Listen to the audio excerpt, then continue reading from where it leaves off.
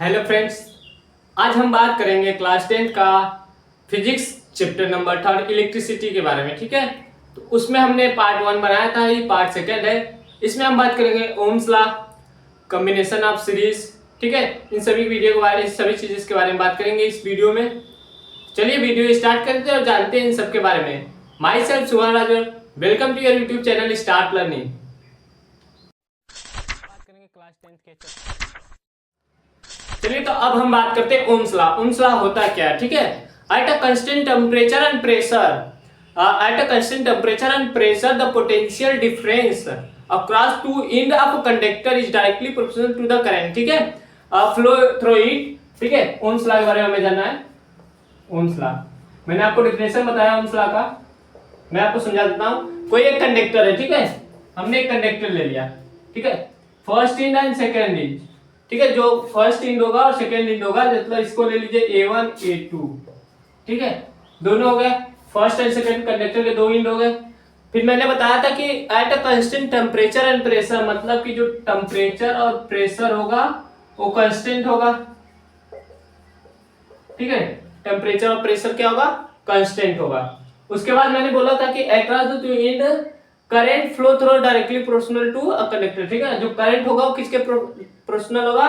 Conductor के। ठीक है, तो कंडक्टर के डायरेक्टली प्रोपोर्शनल होगा तो क्या होगा? पोटेंशियल। ठीक है, पोटेंशियल डिफरेंस जो होगा वो होगा डायरेक्टली प्रोपोर्शनल टू करंट। ठीक है, तो हम पोटेंशियल डिफरेंस को V से लिख देते हैं, डायरेक्टली प्रोपोर्शनल टू करंट को I से डिनोट कर दिए। ठीक है, अब हम इसको जान लेते हैं कि इसको प्रोपोर्शनलिटी को हटाने के लिए कैसे हटाएंगे। तो V is equal to R I. अब R क्या है इसके बारे में जान लेते हैं। तो R इज द रेजिस्टेंस। ठीक है, R क्या है? R is equal to resistance.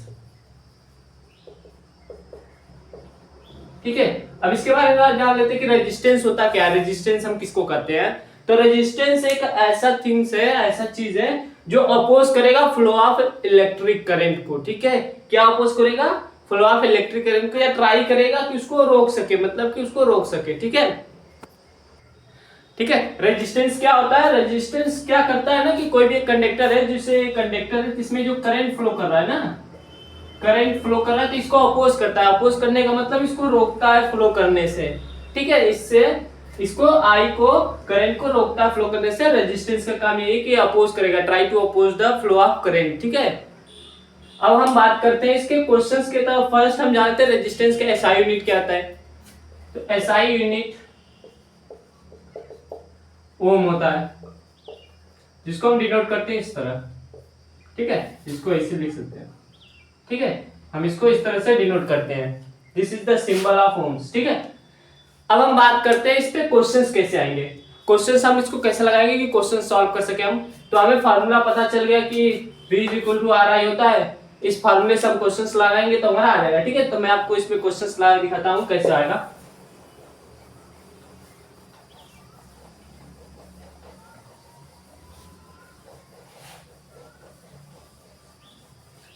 ठीक है, क्वेश्चंस लगाते हैं इस पे। तो हमें क्वेश्चन दिया है, ये क्वेश्चन है हमारे पास क्वेश्चन है। क्वेश्चन में हमें क्या दिया है? If 2 ampere of a current, हमें करंट मिल गया 2 ampere, is flowing through a conductor, मतलब कोई कंडक्टर थ्रू फ्लो कर रहा है। इसकी पोटेंशियल डिफरेंस इंड पे है 20 वोल्ट। ठीक है, इसकी पोटेंशियल डिफरेंस हमें मिल गया इंड पे। ठीक है, फाइंड क्या करना है? आर फाइंड करना है। तो हम क्वेश्चन सॉल्व कैसे करेंगे? क्वेश्चन को सॉल्व करने का तरीका होता है, फर्स्ट हम लिख लेंगे कि हमें दिया क्या क्या है। ठीक है, पहले हम गिवन लिख लेंगे इसका, तो सॉल्यूशन होगा गिवन लिखेंगे। इसमें गिवन क्या है? ठीक है, तो हमें आई दिया है 2 एम्पियर, आर नहीं दिया है, क्वेश्चन मार्क। हमें और क्या दिया है? वी दिया है, तो हम वी की जगह 20 वोल्ट लिख लेंगे। ठीक है, हमें फाइंड क्या करना है? आर फाइंड करना है। ठीक है, हमें आर फाइंड करना है। तो हमने आपको फार्मूला बताया था कि फार्मूला होता है, तो फार्मूला होगा V is equal to R I. हमें आर फाइंड करना है तो आई की सर लेंगे V upon I is equal to R. ठीक है, फार्मूला हमने बना लिया। अब इसको सॉल्व करते हैं। तो हमने V की वैल्यू कितनी है? 20, तो 20 अपॉन आई की वैल्यू कितनी है? 2 इज इक्वल टू आर। ठीक है, यहाँ पे आ रहा है। अब इसको कट करेंगे तो आएगा 10, R इज इक्वल टू 10, मतलब कि जो रेजिस्टेंस की वैल्यू है 10 ओम है, ठीक है। तो हमें मिल गया रेजिस्टेंस की जो वैल्यू है वो 10 ओम है। नेक्स्ट अब हम इसका, आई होप कि आपको क्वेश्चन समझ में आ गया होगा। इसके अच्छे अच्छे और भी क्वेश्चंस मैं आपको बता दूंगा कैसे होंगे कैसे नहीं होंगे, ठीक है। और भी क्वेश्चंस इस पे है, ठीक है, नेक्स्ट वीडियो में बता देंगे। इसमें इतना ही लेक्चर वीडियो है, इंट्रोडक्शन वीडियो, तो इसके बारे में इतना ही जान लीजिए कि हाँ क्वेश्चन सॉल्व कैसे किया जाता है, और इसके टॉपिक्स के बारे में क्लियर कर लेंगे तो आपको क्वेश्चन इजी तरह से सॉल्व करने आ जाएगा, ठीक है। तो इसमें बस इतना ही। अब हम नेक्स्ट टॉपिक पे बात करते हैं। चलिए तो अब हम ग्राफ के बारे में बात कर रहे हैं, graph between B and I, ठीक है। ग्राफ में जान लेते हैं बी एंड आई क्या होता है, फिर उसके बाद हम जानेंगे कि रेजिस्टेंस का क्या होता है रोल्स, ठीक है। रेजिस्टेंस में टेम्परेचर इंक्रीज करेगा तो क्या रेजिस्टेंस का जो होता है वो इंक्रीज करेगा या डिक्रीज करेगा, ठीक है, उसके बारे में जानेंगे। चलिए तो हम ग्राफ के बारे में जान लेते हैं। पहले ग्राफ होता क्या है, ग्राफ बनेगा कैसे उसका, ठीक है। हमें ग्राफ बनाना है, graph between B and I, ठीक है। बी और आई के बिटवीन हमें ग्राफ बनाना है। तो बी और आई के बिटवीन हमें ग्राफ बनाना था, हमने एक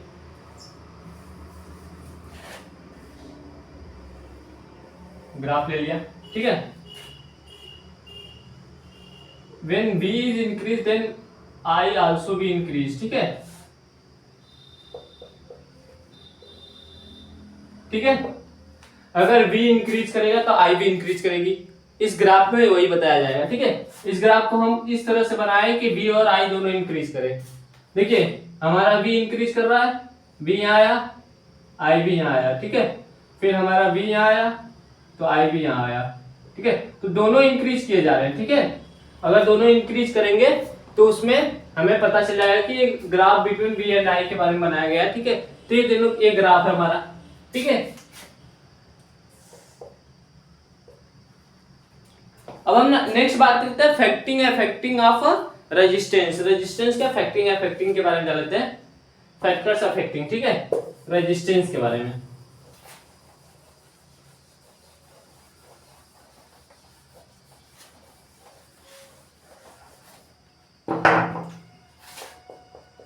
factor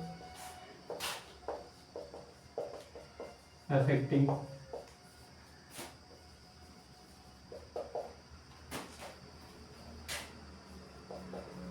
resistance, factor affecting of resistance. अब इसके बारे में जान लेते हैं। तो factor affecting of resistance of first is R is directly proportional to L, ठीक है। हम L के बारे में बताएंगे कि L होता क्या, ठीक है। R is directly proportional to L, this is first, ठीक है। इसको हमने फर्स्ट ले लिया, इस साइड ले लेते हैं, ये हमारा फर्स्ट हो गया। Second, R is inversely proportional to A। अब A क्या था इसके बारे में बताएंगे, ठीक है। फिर हम प्रोपोर्शनलिटी को हटाने के लिए हम R is equal to this symbol and L upon A लिख सकते हैं, ठीक, लिख सकते नहीं, यही होगा, ठीक है। अब हमें इन सब के बारे में नहीं पता कि क्या होते हैं, ठीक है। इन सब के बारे में जान लेते हैं। तो हमारा equation number first and second, एक मिनट, थोड़ा सा यहाँ पे मिस्टेक्स है, थोड़ा अगर अच्छे से कर लें।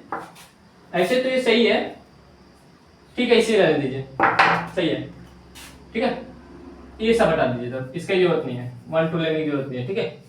अब हम जान लेते हैं कि L होता क्या है। तो L is equal to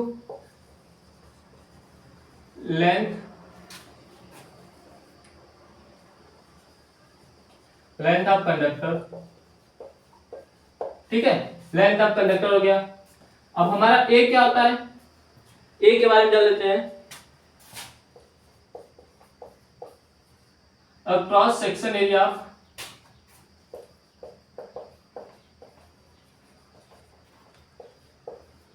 cross section area of a conductor,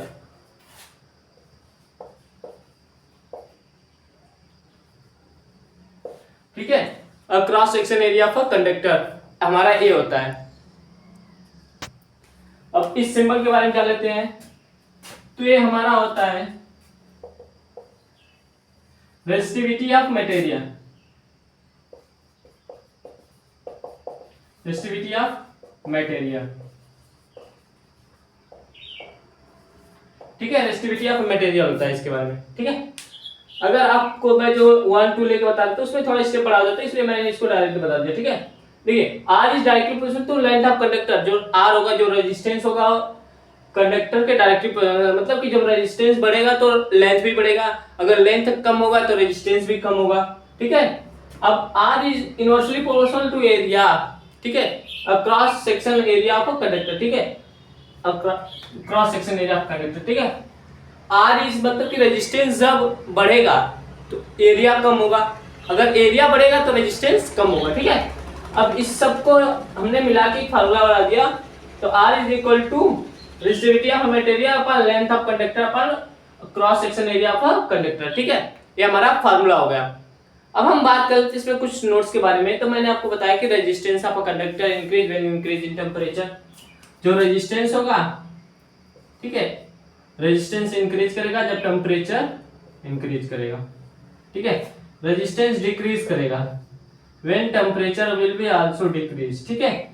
जब ये दोनों डिक्रीज होंगे तो दोनों डिक्रीज होंगे, जब दोनों इंक्रीज होंगे तो दोनों, मतलब कोई एक इंक्रीज होगा तो दोनों इंक्रीज होंगे उसके में, ठीक है। जैसे अगर ये रेजिस्टेंस है, अगर ये इंक्रीज होगा तो टेंपरेचर भी इसका इंक्रीज होगा, अगर ये डिक्रीज होगा तो इसका टेंपरेचर भी डिक्रीज होगा, ठीक है।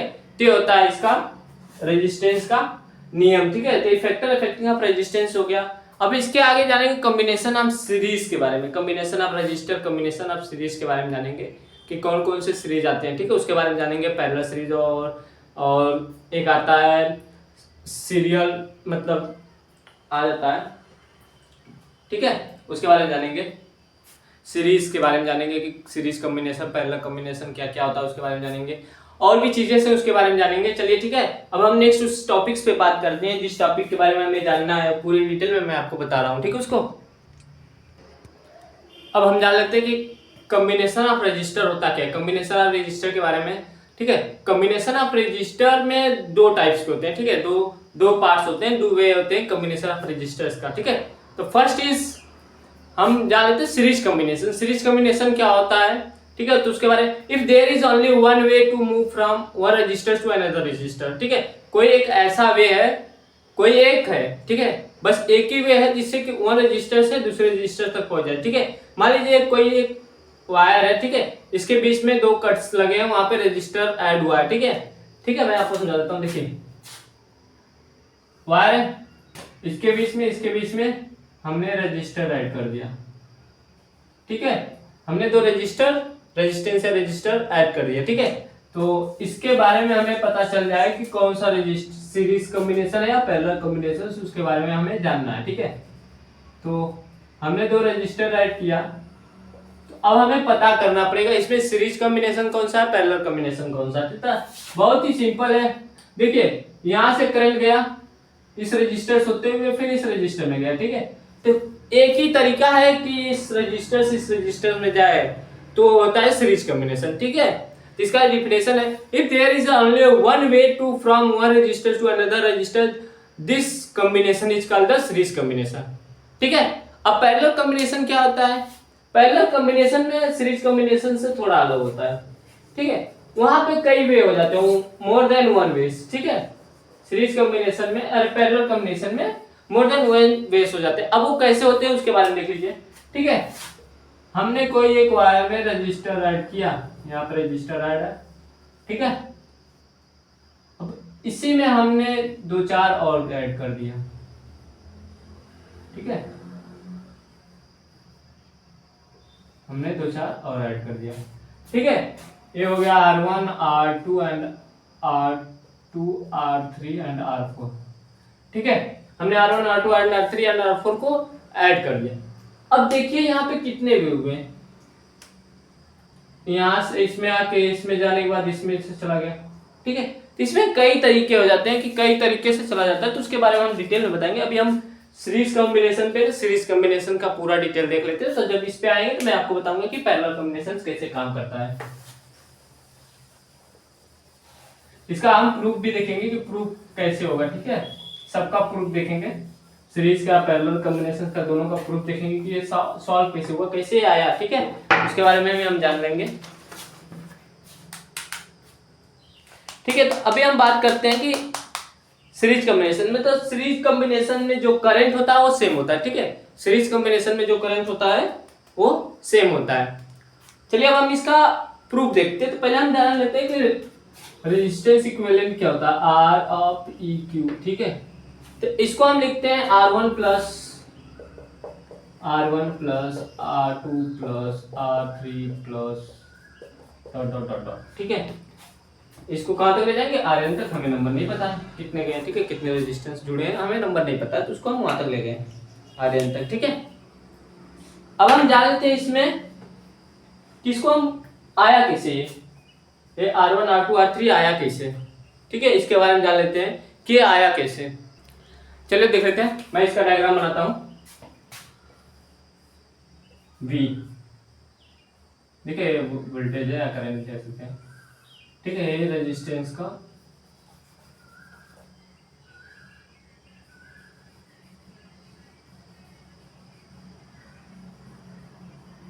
ठीक है, हमने इसको बना दिया। अब इसमें हमें R1 R2 R3 Rn मानना है, ठीक है। तो मैंने R1 R2 R3 ला दूंगा तो आपको समझ में आ जाएगा कैसे Rn तक आएगा, ठीक है। तो फर्स्ट हम ले लेंगे V1 इज इक्वल टू कितना आएगा, V1 is equal to IR1। Current is same, मैंने पहले ही बताया था कि करंट जो है सेम है, IR1। V2 is equal to IR2, V3 is equal to IR3, ठीक है। हम 3 तक लेते हैं, ठीक है। हम V1 V2 V3 मतलब नेट पोटेंशियल फाइंड करते हैं, नेट पोटेंशियल,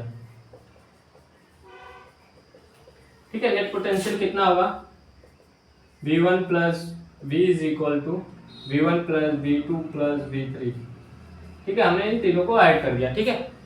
उसी तरह हम इन सबको भी ऐड करेंगे तो हमारा IR इक्विवेलेंट क्या आएगा, इज इक्वल टू I को हमने कॉमन लिया तीनों में से, R1 plus R2 plus R3, ठीक है। I से I कैंसिल हो जाएगा, तो R equivalent is equal to R1 plus R2 plus R3, ठीक है। तो हमारा ये आ गया, हमें यही लाना था, यही लाना था। हम Rn तक ले जा सकते हैं, तो हमें यहाँ पे फिर एक और लिखना होगा Vn is equal to IRn, ठीक है। तो ला सकते हैं उसको भी, ठीक है। तो हमें जो प्रूव करना था हमें मिल गया। तो अब हम नेक्स्ट बात करते हैं पैरेलल कॉम्बिनेशन होता क्या, उसके बारे में जान लेते हैं, ठीक है। तो आई होप कि आपको ये समझ में आ गया होगा, बहुत ही ईजी है। देखिए कितने स्टेप है, 1 2 3 में, इसमें 1 2 3, 2-3 स्टेप में आपका हो जाएगा, ठीक है। ये तो याद हो जाएगा, V1 is equal to IR1, V2 is equal to IR3। अब ये V1 is equal to IR1 आया कैसे, हमने IR क्यों लिया, तो मैंने आपको एक फार्मूला बताया था कि V is equal to RI, ठीक है, जो कि V is directly proportional to I था ओम्स लॉ में, और V is equal to RI बनाए थे हम, ठीक है। तो सेम उसी जगह से ये IR1 को हमने पुट किया कि I ही यहाँ पे होगा, क्योंकि करंट सेम है, हमने ओम्स लॉ का यूज किया, इसको IR1 लिख दिया, ठीक है। अगर IR1 नहीं लिखेंगे तो IR लिखेंगे, तो यहाँ पे IR मैंने भी लिखा है, ठीक है। तो ये IR1 होगा, ठीक है। अब मैं बता दिया कि आपको एक I यहाँ पे क्यों आया, ठीक है। तो आई होप कि आपको समझ में आ गया होगा, ठीक है। अब हम नेक्स्ट बात कर ले पैरेलल कॉम्बिनेशन होता क्या, उसके बारे में।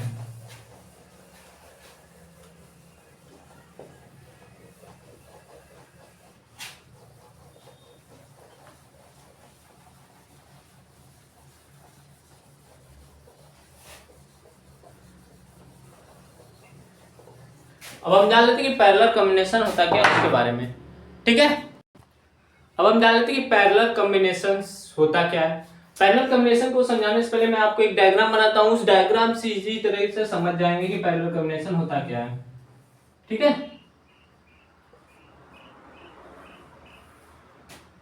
डायग्राम थोड़ा अच्छा नहीं बनेगा, एडजस्ट कर लीजिएगा आप लोग।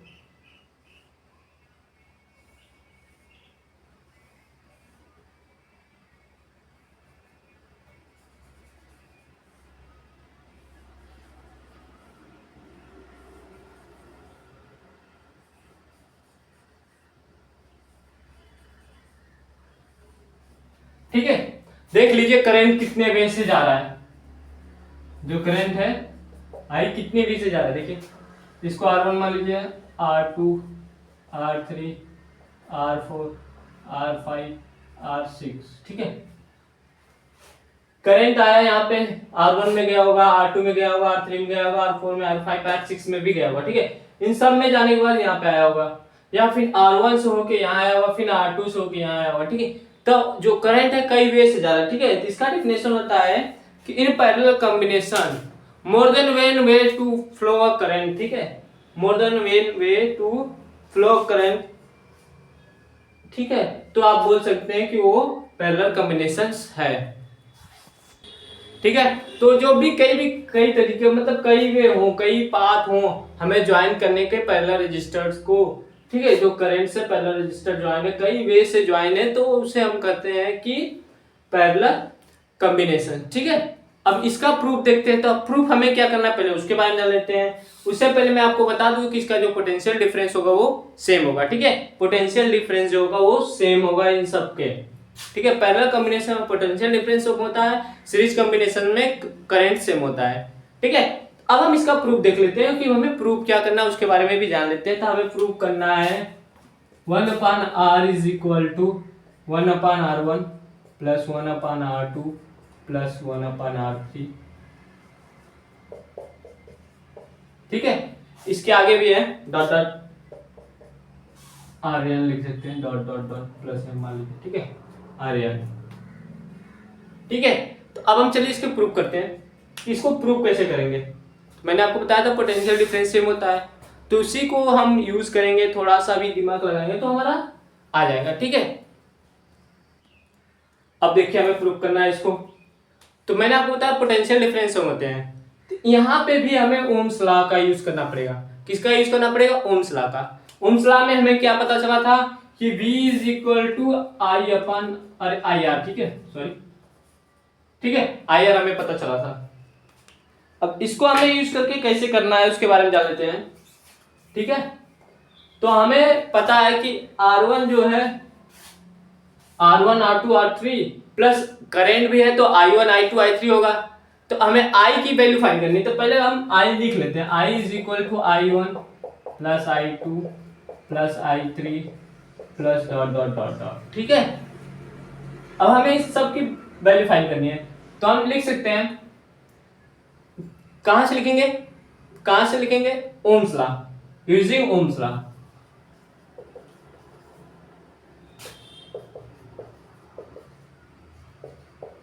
ओम्स लॉ यूज करेंगे।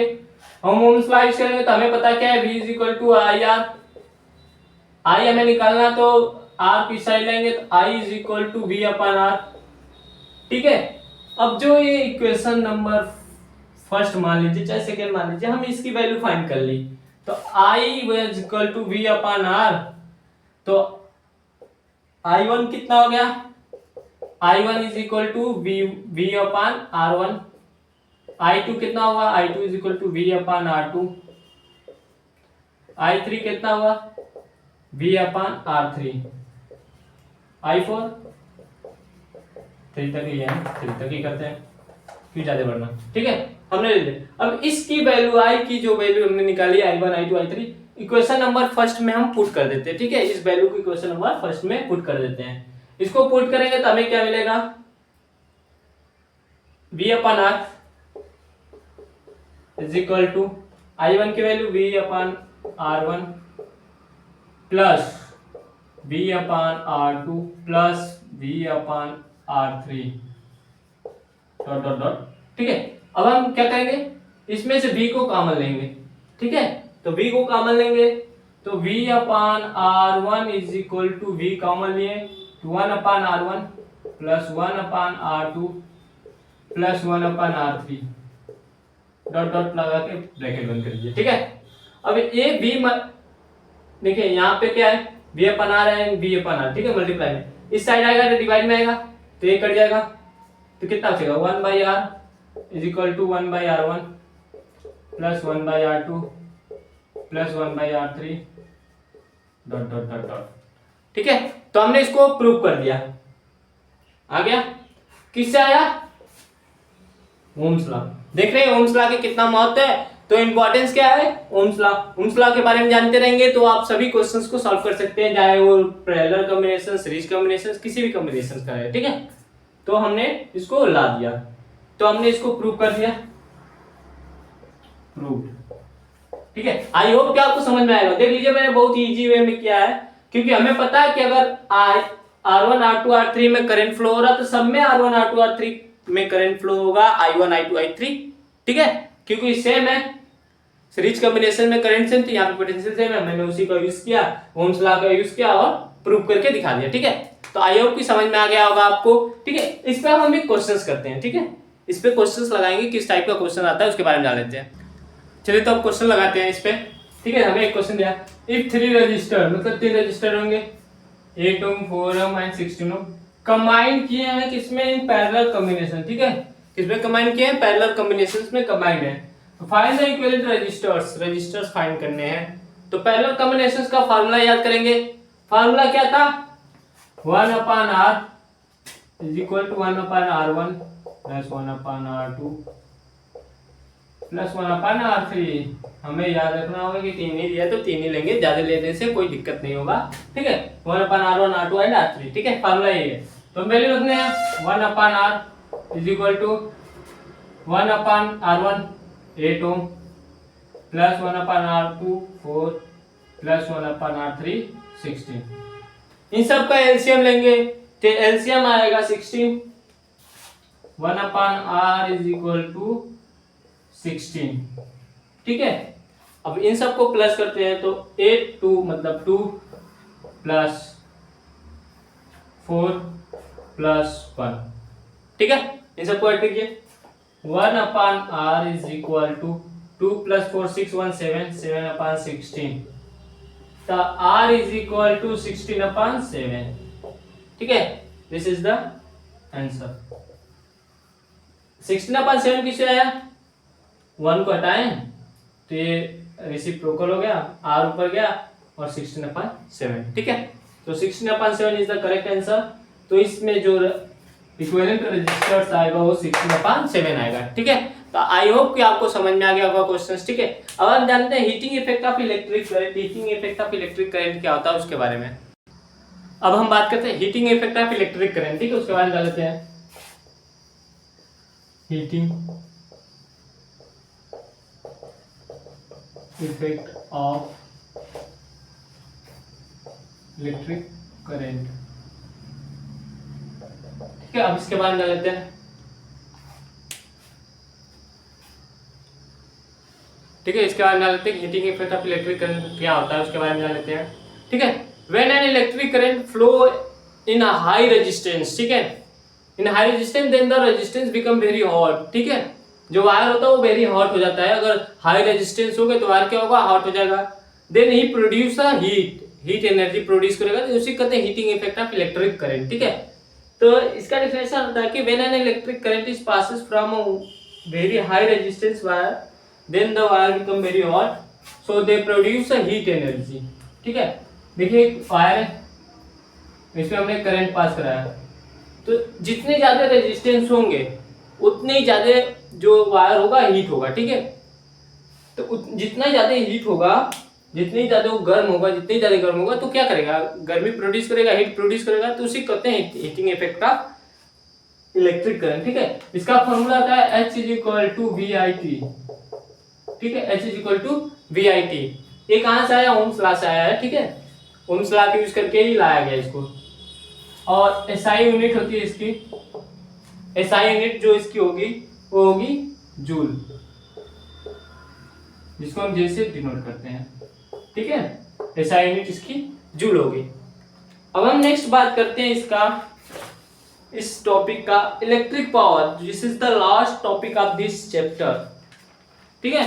इस चैप्टर का लास्ट टॉपिक है इलेक्ट्रिक पावर होता क्या, उसके बारे में जान लेते हैं, ठीक है।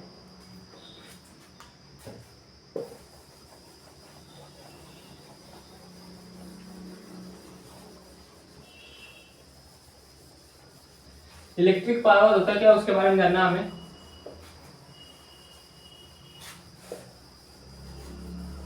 ठीक है। इलेक्ट्रिक पावर होता क्या उसके बारे में जान लेते हैं। अब जान लेते हैं इलेक्ट्रिक पावर होता क्या है। किसके बारे में जानना हमने? Electric power.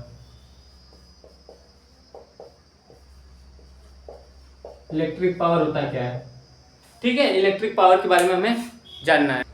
ठीक है, इलेक्ट्रिक पावर होता क्या है? The rate by which electric power, electric current is consumed. ठीक है, ठीक है, the rate by which the electric power is consumed, the electric current is consumed, this is known as electric power. ठीक है, इसको हम कहते हैं इलेक्ट्रिक पावर। इसका फार्मूला क्या होता है उसके बारे में जान लेते हैं। इसका फार्मूला होता है P is equal to W upon T।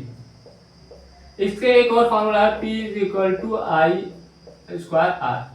ठीक है, आई स्क्वायर आर। हमें दो चीज याद रहेंगे तो हम इसको आसानी से सॉल्व कर सकते हैं कि इलेक्ट्रिक पावर होता क्या है। अब इसका एसआई यूनिट क्या होता है? एसआई यूनिट, एसआई यूनिट होता है वाट। ठीक है, एसआई यूनिट वाट होता है।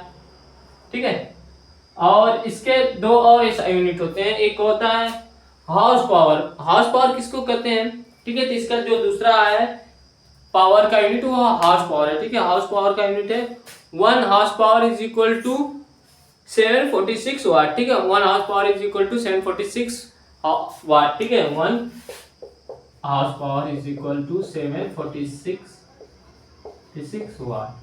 ठीक है, तो इसकी सेकेंड यूनिट है। ठीक है, अगर हमें दे दिया 1 किलोवाट तक, 1 किलोवाट, 1 किलोवाट को कितना वाट कहेंगे? तो 10 की पावर 3 वाट।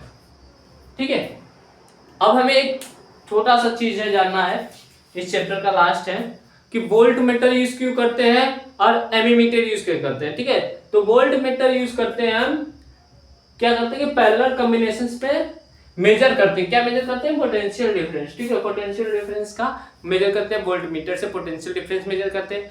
एमीमीटर से हम मेजर करते हैं करंट। ठीक है, एमीमीटर से हम क्या मेजर करते हैं? ठीक है, वोल्ट मीटर से हमें पोटेंशियल डिफरेंस मिलेगा, मेजर करेंगे। एमीमीटर से हमें करंट मिलेगा। ठीक है, हम मेजर करेंगे। करंट किस में मेजर किया जाएगा? तो सीरीज में। ठीक है, सीरीज कॉम्बिनेशन में। Volt meter parallel. ठीक है, तो आई होप कि आपको समझ में आ गए होंगे सभी टॉपिक्स, सभी चीजें। ठीक है, तो आई होप कि आपको सभी चीजें समझ में आ गए होंगे। ठीक है, इस चैप्टर के मैंने कुछ क्वेश्चंस कराए हैं, कुछ अलग से क्वेश्चंस लाएंगे जो कि बहुत ही इंपॉर्टेंट है।